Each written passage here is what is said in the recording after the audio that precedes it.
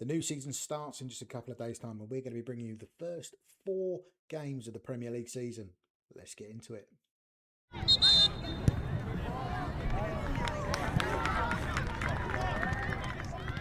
Okay, so since you were last with us, not a lot's happened. We haven't brought any more players in, but we have let a player go. Conor Gallagher has just gone to Osasuna for £5.25 million. I mean, we signed him for just over £10 million. He has been a good player for the club, but I just feel like there's better options in the squad now. And he was probably blocking the route for some of the younger players. So it's time to let him go. Bolton Wanderers have just made a bid for Raheem Sterling. We're definitely going to accept that. We signed him for £3 million last season. Bit of a panic buy because we needed wingers, so we bought him in. So yeah, there is a couple of outgoings. We are starting the season today against Norwich. So we've got Norwich, Arsenal, Chelsea, Bristol City. A bit of a mixed bag. It'll be a good test for us, playing Arsenal away, Chelsea at home. And then we've got Norwich and Bristol City, which hopefully means we'll get some points on the board early doors. Arsenal won the league, let's see, last season. We came second. It's going to be a good early test to see whether this very, very new look Manchester United squad is going to be up for the task. Okay. First game of season 4. A reminder, we've only won 1 Carabao Cup up to this point and finished second a couple of times. It's not been a great sort of opening first couple of seasons for us. This is the year it has to all change in saving United. I'm gonna go with a clear squad and go with a clear mind, a blank canvas. I kind of gave you what I thought my best team was going to be ahead of the season in the last episode. We're going to start with Robin Roos in goal. He is going to be our number 1 after Lammers went. Hernandez is going to continue as a starting left back. Trent is going to play right back. At centre back, I think it's Scalvini and Yoro. I think De Ligt is just missing out, if I'm honest. 29 years old, getting on a little bit. And we've got Ezri Konsa as well, who we signed on a free, 30 years old. Great backup, if we're being honest. Rory McConville too. But that's going to be my starting back 4. Midfield of Onana, Enzo, and maybe controversially, we've put Bruno Fernandes on the transfer list. We're going to be sticking with Nico Paz, new signing Nico Paz. We signed him as his replacement. Bruno's getting on. That's the way it's going to go. Maybe even more controversially is JJ Gabriel starting on the wings. If you've been keeping up to date with this season, with this series, you'll know that last season, I mean, this guy's still only 17, teenage sensation. He scored 45 goals from the number 9. The season before, he got 12 and 20. And we're moving him out to the wing because we signed Harry Kane. I don't know if Harry Kane is going to be the starting striker the whole season, but I certainly want to give him a start and see if we can get him and Gabriel into the side. Chris Rigg is going to be playing on the right. Vitek is going to be on the bench, as is, I'll tell you what, probably Ezri Konsa, because he's a bit versatile. Midfielders will go for Mainu. We'll probably go Malik for Fana. We'll probably go Endrick. So we've got real depth in this squad. Look at the players that are missing out. They're not even making the bench at the moment. De Ligt, Collier, Dorgu, McTominay, Pubil, Fernandes, Rashford, Sade, McConville, Fitzgerald's injured, and Mateus Franca. We've got a lot of good players here. I'm hoping we are going to be fighting on all fronts, domestically and in Europe.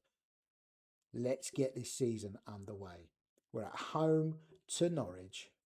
New look Manchester United, and Trent has scored on his debut, and Harry Kane's got injured on his debut. That came back to back there. So did Harry Kane pick up a knock? Celebrating. He is 35. We're going to bring Fofana on to make his debut for Kane, and we're going to move Gabriel up front. I'll be interested to see, very interested to see whether Kane got injured celebrating that. Like I say, he's 35. He's getting on a bit now, Harry. He's probably only got 1 good season left in him. Fofana has scored on his debut. The debutants are running riot here. To be fair, we've made so many changes. There's what? 1, 2, 3, 4, 5, 6 debutants in the first team squad, with a potential for another 2 to come off the bench. Debutants are going to be having an impact. This is a very, very new look squad. We haven't seen a sniff from Norwich. I did just see Chris Rigg, another debutant, had a goal chalked off. We've had 6 shots, 6 on target. We're very, very clinical so far in this half. Checking the condition earlier on in the season, we're okay. We're okay. We're going to continue without making a change at half time. Remember, we've only got 2 subs left because we made an early one. Trent has scored again, by the way. Fafana has scored again. We're running right. It's 5-0. Enzo's got in on the act now. What is going on here? We're going to make changes.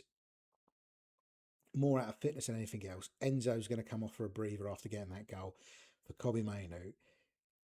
Do we do Gabriel for Endrick? Maybe. Why not? Why not, indeed? I mean, I kept on saying it in the last episode that this is going to be our season. I'm seeing nothing today that is persuading me otherwise. 5-0. They didn't have a shot. We had 10 with 10 on target. We were completely dominant. 2 goals for Trent on his debut, 2 for Fafana, 1 for Enzo, and that injury to Harry Kane. How did Harry Kane get injured? It must have been in the celebrations. Alexander-Arnold scored for Man United. Kane picked up a knock. What was he doing in that celebration, and how long is he out for? 3 weeks. Okay, not the end of the world. You will see that as well as Bolton, West Brom have also made a bid for Sterling. We are trying to move players on. I mean, Sterling is going to go to Bolton, which is good for us because that was the bigger bid. But we are trying to move players out, just trying to thin down that wage bill a little bit. First big test of the season, and it comes in the second game against Arsenal, the champions of the Premier League. We got no Harry Kane for this one. Fafana came off the bench and scored 2, so I think it makes sense for me to go JJ Gabriel as the striker, Fafana out on the left, which means we've got room for probably another attacking midfielder. I'm going to put Franca on the bench just because he can play midfield, up front, all across the wings.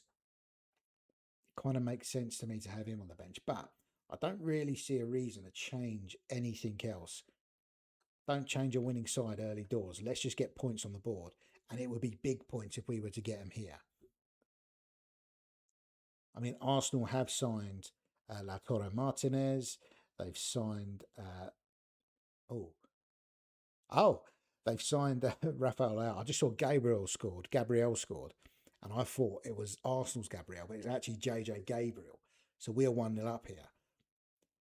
And there we go. They bit them back straight away through Declan Rice.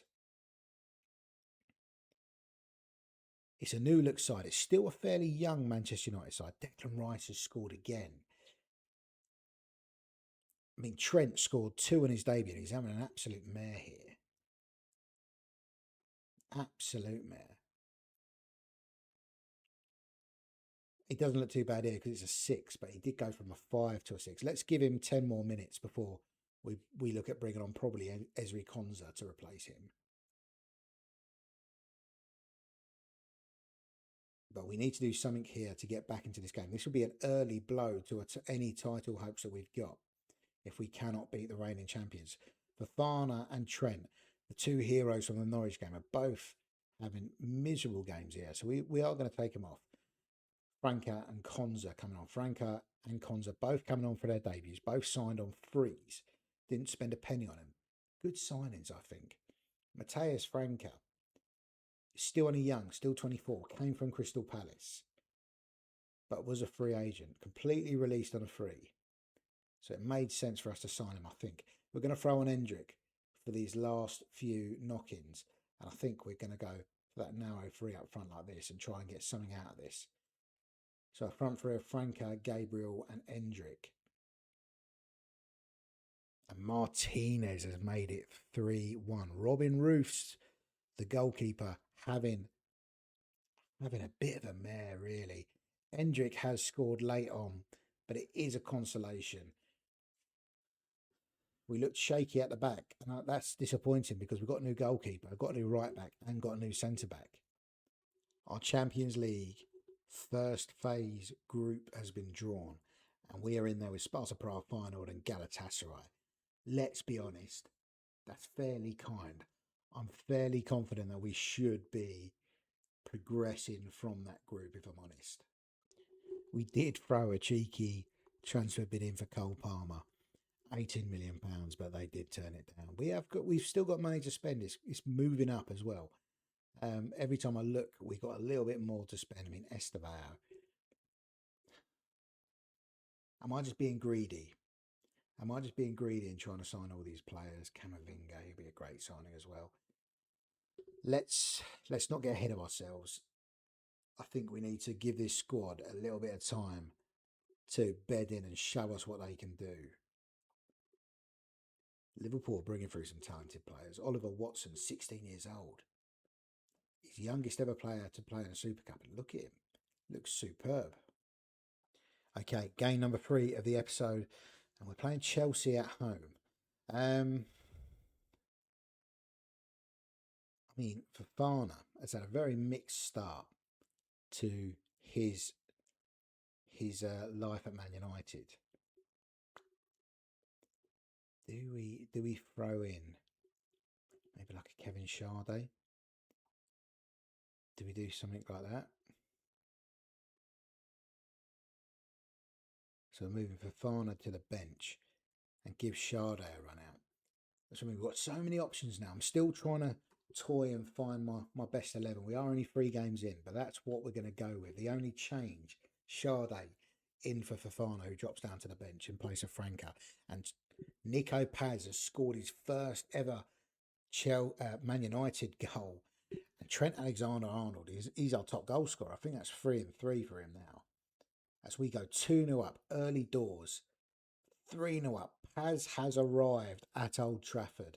The Bruno Fernandes replacement looks like he could be putting up serious numbers like Bruno Fernandes has been doing. Maybe Arsenal was just an off day. I was kind of a little bit worried after it. A 3-2 defeat away at Arsenal, but we're bouncing back.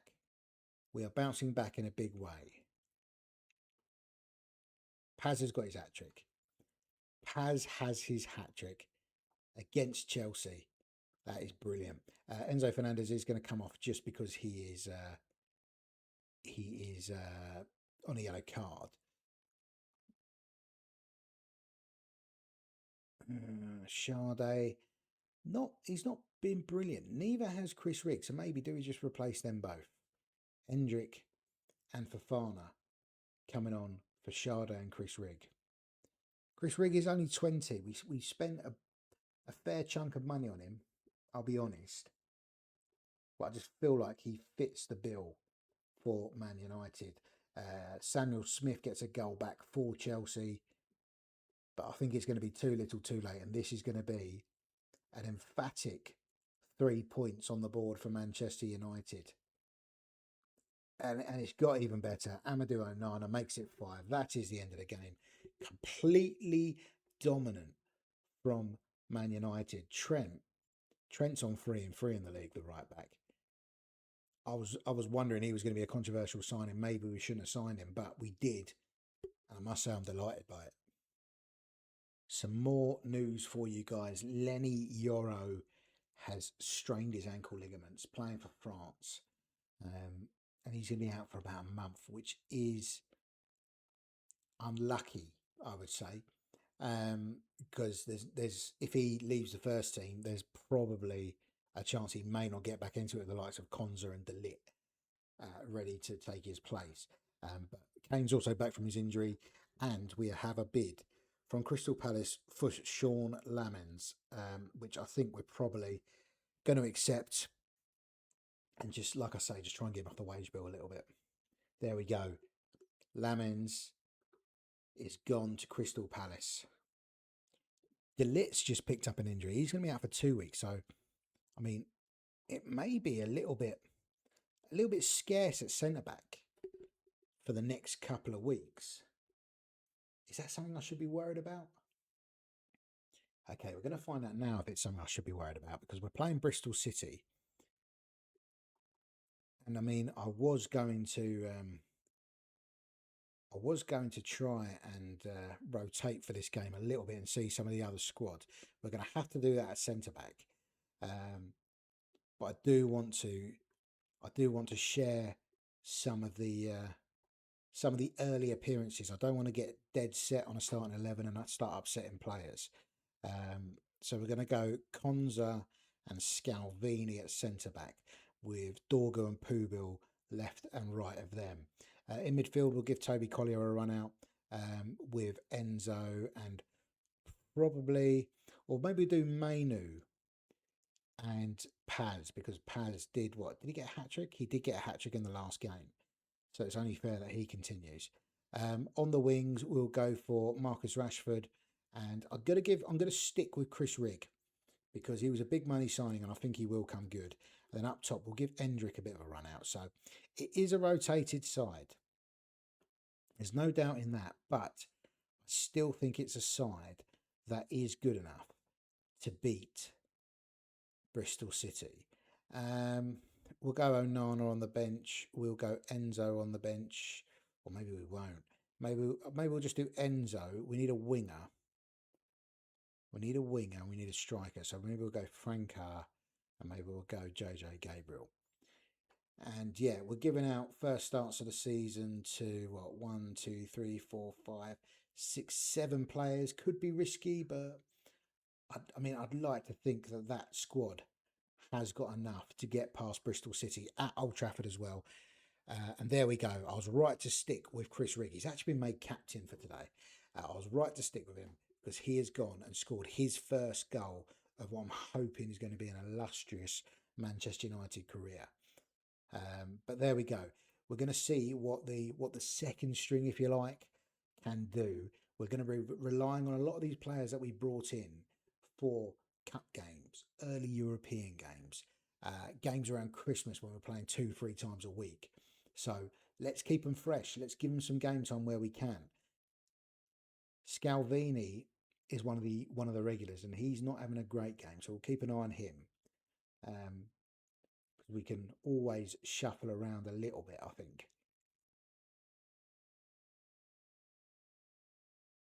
It's still only 1-0. There we go. There's the second, and it's Patrick Dorgu getting his first goal of the season. He does join in pretty well, Patrick Dorgu, with attacks, which is great to see. Mainu and Paz are struggling a little bit. So I'm wondering if we maybe do Chris Rigg into the midfield, Franca out wide, and we just do Mainu for Enzo.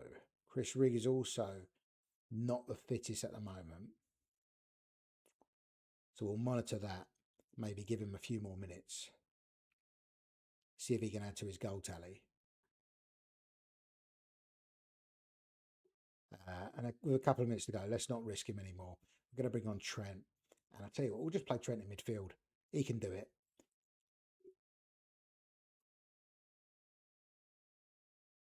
They've got a penalty, and it's saved. Robin Roof's Man United career has officially started. He has saved a penalty in a 2-0 win against Bristol City. Last game of the episode. We're currently in second. We've lost one game. We've won 3 out of our first 4. We scored a lot of goals, which is great. We're 1 point behind Arsenal, who are the only team that have beaten us. Yeah, successful first episode of the season 4, I should say. There we go, guys. That is the end of the episode. Thank you so much for watching and supporting the Saving United series. If you have enjoyed it, please do remember to like and subscribe. And until I see you again, take care.